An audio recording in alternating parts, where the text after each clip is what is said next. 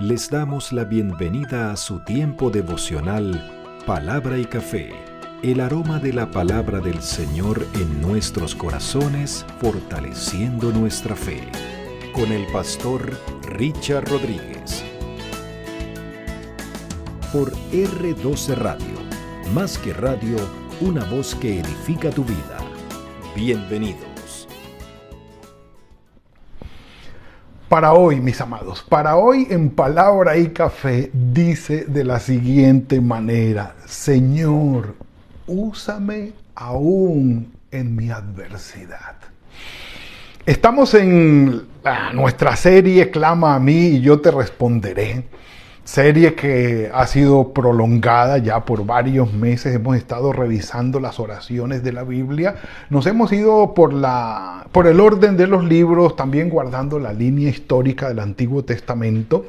Y en esta preciosa propuesta pedagógica de los editores de la Biblia, Reina Valera del 95, edición de estudio, hemos estado con este recurso explotándolo de verdad y disfrutando de él. Es una bendición muy grande.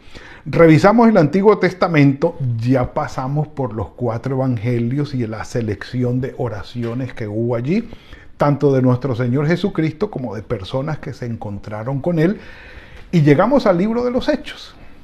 El Señor murió, resucitó, estuvo 40 días con sus discípulos, con ellos enseñándoles, animándoles, dándoles de su espíritu también, asciende a los cielos, quedan solos pero reciben el Espíritu Santo y entramos al libro de los Hechos.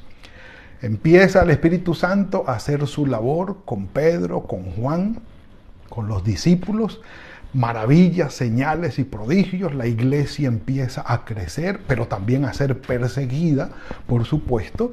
Y la persecución que estaba en manos de un protagonista interesante, que era Saulo de Tarso. Este hombre en el capítulo 9 de los Hechos se convierte al Señor, o el Señor lo convierte a él porque se le aparece en el camino a Damasco. Y Saulo de Tarso se convierte ahora en San Pablo el apóstol. Y empieza este hombre a predicar. Y prácticamente ya deja Pedro de ser el protagonista en los primeros capítulos de Hechos, Pedro, Juan y algunos de los discípulos, para entonces ser el protagonista Pablo, con Lucas, que es el escribiente de estos relatos. Pablo empieza ahora a ser el protagonista, pongámoslo entre comillas, porque no es el protagonismo, pero es el que está allí siendo usado por el Señor.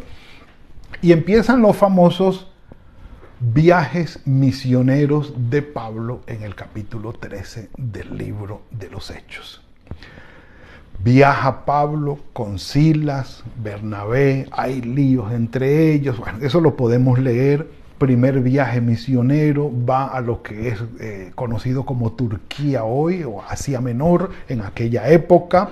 Vienen a Jerusalén, dan el informe, todo muy bien, todo de maravilla, contentos. Segundo viaje misionero, ya llegan hasta Europa, Grecia, Corinto, llegan otra vez a Jerusalén y ya las cosas están como, no hay tanta alegría, pero los reciben.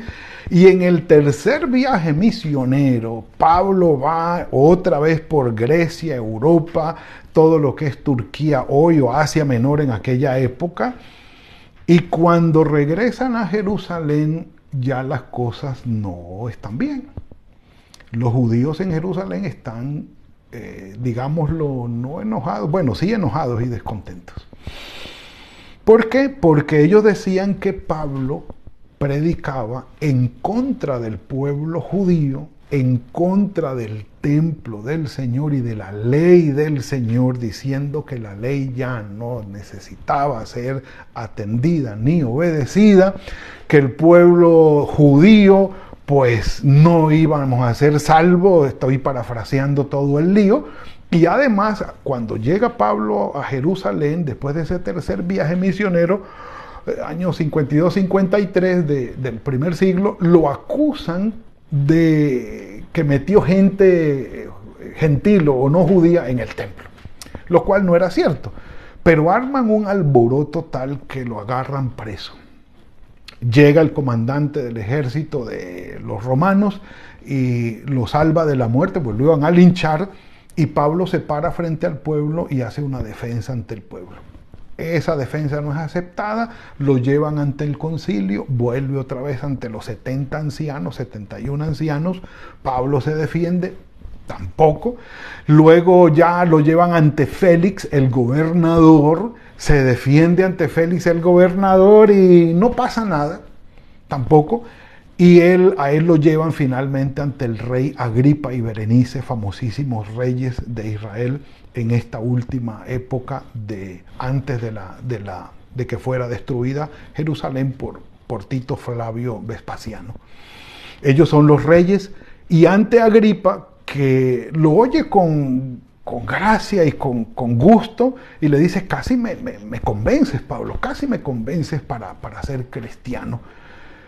Pablo, viendo que no había tenido fruto su defensa ante el rey Agripa y que corría peligro su vida, dice: apelo a César. Soy ciudadano romano y yo apelo a César a que me lleven a Roma y sea yo juzgado por César. Y en esa petición embarcan a Pablo para Roma, y arranca Pablo para Roma, preso en un barco con otros personajes presos también, y en el viaje tienen el naufragio conocido.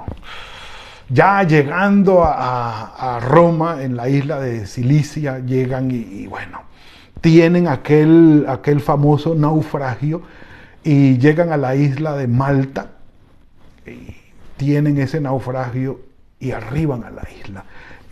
Inclusive aquí tengo el dato de la isla de Malta, es una isla al sur de Sicilia, que digo, por la descripción que encontramos en Hechos capítulo 27, se cree que el lugar preciso fue la hoy llamada Bahía de San Pablo. Es una bahía hermosa, la he visto por foto, algún día iré, si el Señor lo permite. Pero esa Bahía de San Pablo es una cosa, es un paraje hermosísimo, donde se cree que después de la tormenta llegaron allí los presos. Y ese es el contexto del capítulo 28 de Hechos. Ya Pablo ha escrito sus cartas previas a la prisión. Por ejemplo, Pablo ya había escrito 1 y 2 de Tesalonicenses, Romanos, 1 y 2 de Corintios, Gálatas, 1 y 2 de Timoteo, y bueno, esas y de Tito, esas las escribió ya al final. Pero Efesios, Filipenses, Colosenses y Filemón, esas 4, son las cartas de la prisión que escribe estando en Roma. Las otras las escribió estando libres. O sea, que ya Pablo aquí, antes de ir preso, había escrito ya varias de sus cartas. Estando ya a salvo, capítulo 28, estando ya a salvo en la isla, supimos que la isla se llamaba Malta. Los habitantes del lugar nos trataron con no poca humanidad, es decir, los trataron muy bien, pues encendiendo un fuego nos recibieron a todos a causa de la lluvia que caía y del frío. Estamos hablando del naufragio como tal. Entonces Pablo recogió algunas ramas secas y las echó en el fuego, y una víbora, huyendo del fuego, se le prendió de la mano, y Pablo sacudió la mano y la víbora se fue. Y la gente decía: ciertamente este hombre es un homicida, quien escapando del mar la justicia no lo deja vivir. Y todos estaban esperando que él se hinchara y se muriera, versículo 5, versículo 6, o que cayera muerto de repente. Pero habiendo esperado mucho tiempo, la gente esperando que Pablo se muriera por la mordedura de la serpiente, y viendo que ningún mal le ocurría a Pablo, cambiaron de parecer y dijeron que era un dios. Oh, Señor, venga, un café por eso.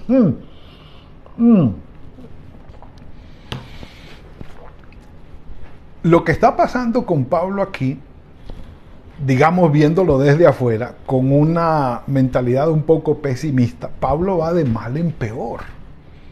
O sea, llega a Jerusalén después de su tercer viaje misionero, casi lo linchan, lo agarraron a patadas y a golpes allí, el coronel el comandante del ejército lo salvó, Ninguna de las defensas que hizo le sirvió. Preso por mentiras y por envidias, plena persecución religiosa, apela a César, lo montan en un barco, se supone que era un barco, digamos, del imperio, y les va mal, tienen un naufragio, llegan allí, lo muerde una serpiente. La gente diría, bueno, este hombre de buenas no está, y está siendo preso además. No se ahogaron por la profecía que dijo Pablo también antes de que se hundiera el barco. Ninguno de ustedes va a morir, dijo, no se preocupen. Y ahora les dicen, no, es un Dios. Versículo 7. En aquellos lugares había propiedades del hombre principal de la isla llamado Pluvio, quien nos recibió y nos hospedó solícitamente 3 días a todos los que estaban en el barco. Y aconteció que el padre de Publio estaba en cama, enfermo, con fiebre y disentería. Pablo entró a verlo y después de haber orado, le impuso las manos y lo sanó. Esa es la oración a la que se hace referencia aquí. Esta es la selección que se ha hecho. Pablo ora por el papá de Publio que está enfermo, en cama, con disentería, y entonces al ver todos que se había sanado porque Pablo le impuso las manos y lo sanó, mire lo que dice, viendo esto también los otros que en la isla tenían enfermedades, venían y eran sanados, los cuales nos honraron con muchas atenciones y cuando zarparon nos proveyeron de todo lo necesario. En medio de toda esta adversidad, Pablo preso injustamente, porque no merecía el presidio, lo llevaron en un barco a naufraga. En medio del naufragio, medio salvándose todos allí, como dicen, dejando los pelos en el alambre, ahora lo muerde una serpiente. Cualquiera pudiera estar, digámoslo, enojado con el Señor. Pero bueno, Señor, te he servido toda mi vida y me haces esto o permites esto en mí. Sin embargo, Pablo tuvo la oportunidad de encontrar al papá de Publio en cama, oró por él y el hombre fue sano. ¿Cómo es posible que nosotros, los hijos de Dios, en medio de nuestras adversidades, en medio de nuestros problemas, en medio de los sufrimientos y de las angustias nuestras, podamos ser de bendición a otras personas? Esto es posible por la obra del Señor en nosotros, porque nuestras vidas están en sus manos. Pero si queremos una explicación más específica, más clara, quiero referirme al capítulo 17 de Jeremías. El capítulo 17 de Jeremías, aunque usa un símbolo, es un lenguaje simbólico el que usa. Primero, Jeremías 17:5 dice, maldito el hombre que confía en el hombre y se olvida del Señor, y dice que cuando llegue el bien no lo verá, al contrario, vivirá en las sequedades de los desiertos, completamente despoblado. Es decir, aquella persona que pone su confianza en el Señor le va a ir mal, pero que no pone su confianza en el Señor le va a ir mal, o que pone la confianza en el hombre le va a ir mal. Entonces dice el versículo 7, pero bendito el hombre que confía en mí, que soy el Señor, y que pone en mí su confianza. Es un paralelo del Salmo 1. Ese hombre es como un árbol plantado junto a los arroyos. Echa sus raíces junto a las corrientes y no se da cuenta cuando llega el calor, el sufrimiento. Sus hojas siempre están verdes y en los años de sequía no se marchita y tampoco deja de dar fruto. El símbolo es extraordinario y es exactamente lo que le pasó a Pablo. Y es lo que nos pasa a nosotros quienes confiamos y dependemos del Señor. Podemos ser ese árbol plantado junto a las corrientes de agua, que la sequía que llega y el calor que llega, símbolo de aflicción, símbolo de sufrimientos, símbolo de adversidad, de malestar, de asuntos difíciles que estamos enfrentando. Dice, aunque el calor nos agobie o esté alrededor de nosotros, nuestras hojas siempre van a estar verdes. No le vamos a tener miedo al calor o a las circunstancias difíciles. Y número 3, no vamos a dejar de dar fruto. A pesar de estar en medio de unas dificultades terribles, el Señor nos usa para dar fruto. ¿Por qué? Porque estamos al lado de Él, que es el árbol sembrado junto a las corrientes de aguas, que es el Señor y su palabra, y sigue dándonos ánimo, aliento y fortaleza, y ayudándonos y fortaleciendo nuestra vida a pesar de que el calor y el sufrimiento esté alrededor de nosotros. Podemos traer bendición, podemos ser de bendición aunque estemos en medio de un naufragio. Podemos ser de bendición aunque la carga se haya perdido, aunque el barco se haya hundido, aunque todas las pertenencias se hayan ido al fondo del mar y escasamente hayamos podido salvar la vida. Aún cuando llegamos a esa bahía, a esa playa, en medio de la noche y de la lluvia, seguro encontraremos gente que nos ayuden, enviados por el Señor, ángeles del Señor, pero más allá de eso, habiéndonos salvado la vida y estando en medio de grandes pérdidas, podemos ser de gran bendición para otros.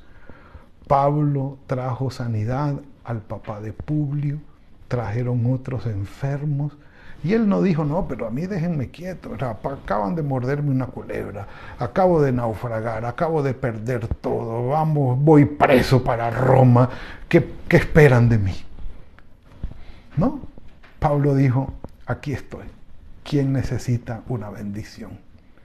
Que Publio, que mi papá está enfermo, vamos a orar por él, el Señor lo sanó. Que Pablo, entonces aquí hay otros enfermos, vamos a orar por ellos, y que el Señor los sane, y que sea de bendición. Mis amados, en las manos del Señor podemos estar atravesando circunstancias de naufragio, donde todo se ha perdido, donde hay gran preocupación y angustia tal vez. Pero en medio de todo esto, el Señor puede usarnos como instrumentos de bendición para traer ayuda, socorro, aliento, fortaleza y bendición para otras personas.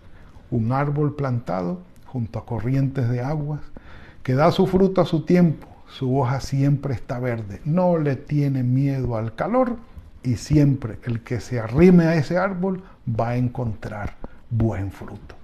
Ese es el Señor con nosotros. Padre, gracias, gracias por esta bendición que nos has entregado hoy. Eres nuestro Padre Dios Todopoderoso, Señor. Gracias, porque nos salvas de grandes naufragios, Señor. Y aunque hayamos perdido todo, sigues creyendo en nosotros y usándonos como instrumentos de bendición. Bendito sea tu nombre, Señor. Gracias porque permanecer al lado tuyo, permanecer en ti, en tu palabra, absolutamente marca la diferencia, Señor. Aún en tiempos y situaciones de adversidades y desventajas, somos instrumentos de bendición. Gracias por esto, Padre. Sigue usándonos, Señor, y estamos en tus manos. Glorifícate en nuestras vidas. El resto del día, Señor, el resto del fin de semana está en tus manos. Guarda nuestras vidas y nuestras familias. En el nombre de tu Hijo Jesucristo. Amén y amén. Bueno, mis amados, ha sido la entrega para hoy. El Señor ha sido bueno. Pudiéramos hablar mucho más, pero bueno, dejémoslo hasta allí. Que tengan un muy buen fin de semana. Que sea un día fructífero hoy, que el Señor fructifique el trabajo de sus manos. Es fin de semana, vamos a la iglesia, vamos a congregarnos, a adorar al Señor, a ser edificados en familia. Y nos veremos el lunes, si el Señor lo permite, en otra entrega de Palabra y Café. Que el Señor los bendiga. Gracias por compartir con nosotros este espacio de Palabra y Café. Hasta una próxima oportunidad por R12 Radio. Más que radio, una voz que edifica tu vida. Que Dios les bendiga.